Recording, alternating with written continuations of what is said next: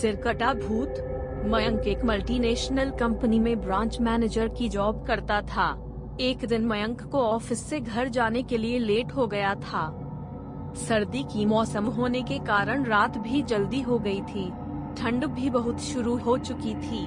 रास्ते में चलते चलते मयंक को अचानक एक आवाज सुनाई दी, रुक जाओ। मयंक वहीं पर ही रुक गया और पीछे मुड़ के देखा, लेकिन पीछे कोई भी नहीं था। फिर से वही आवाज सुनाई दी, सामने देखो। जैसे ही मयंक ने सामने देखा तो उसे जमीन पर कुछ चमकती हुई चीज दिखाई दी। मयंक दौड़ के उस चीज के पास गया और देखा तो यह कोई साधारण चीज नहीं थी, बल्कि एक चमकता हुआ हीरा था। उसने वह हीरा अपने हाथ में लिया। उसकी चमक देखकर मयंक की खुशी का पार न रहा। लेकिन मयंक को कहाँ पता था यह कोई साधारण है या नहीं, बल्कि एक मायावी हीरा है। अचानक उस हीरे में से आवाज आई, अगर तुम्हें हीरे चाहिए तो इस जमीन को खोदो। इस जमीन के नीचे बहुत सारे हीरे हैं। मयंक खुश हो गया। उसने उस हीरे को अपनी जेब में डाला और जमीन खोदना शुरू किया। करीबन 2 फीट खोद काम करने के बाद अचानक मयंक डर के मारे चिल्लाने लगा। इसके कारण उसका संतुलन खो गया और जमीन पर गिर पड़ा, क्योंकि उस गड्ढे में से हीरे मोती नहीं बल्कि किसी इंसान का कटा हुआ सर मिला। अचानक वह सर हवा में उड़ने लगा और बोला, डरो मत, मैं तुम्हें कोई हानि नहीं पहुंचाऊंगा। मैं तुम्हें बहुत सारे हीरे जवेरात भी दूंगा।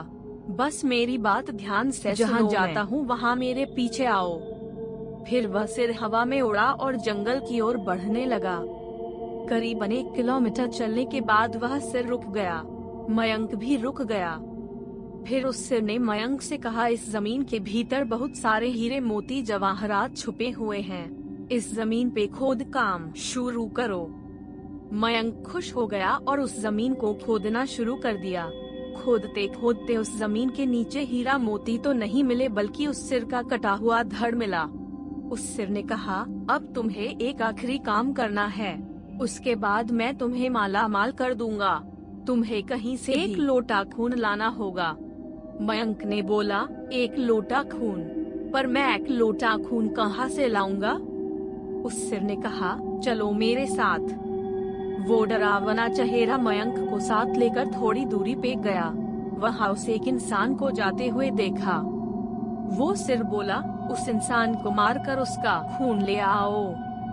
मयंक डर गया और बोला, नहीं नहीं, यह मुझसे नहीं होगा, मैं यह नहीं कर सकता। अगर तुमने यह काम नहीं किया तो मैं तुझे बहुत बड़ी मुसीबत में डाल दूंगा, फिर तुम्हारी पूरी जिंदगी नर्क बन जाएगी। मयंक ने हाथ जोड़कर उसे कहा, मुझे माफ कर दो। अगर मैंने उसे मार तो मुझे पुलिस गिरफ्तार कर देगी और मुझे जेल जाना पड़ेगा। उस सिर ने अपने तंत्र मंत्र की शक्ति से एक छुरी और लोटा प्रकट किया और गुस्से से बोला, अगर तुम मेरा यह काम नहीं करोगे तो मैं तुम्हारे पूरे परिवार को मौत के घाट उतार दूंगा।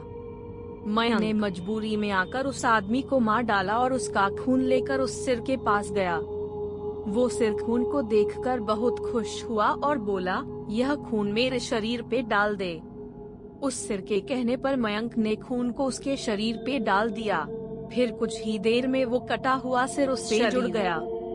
यह सब देखकर मयंक की हालत अब खराब होने लगी। वो उस भूत को देखकर काफी डर गया।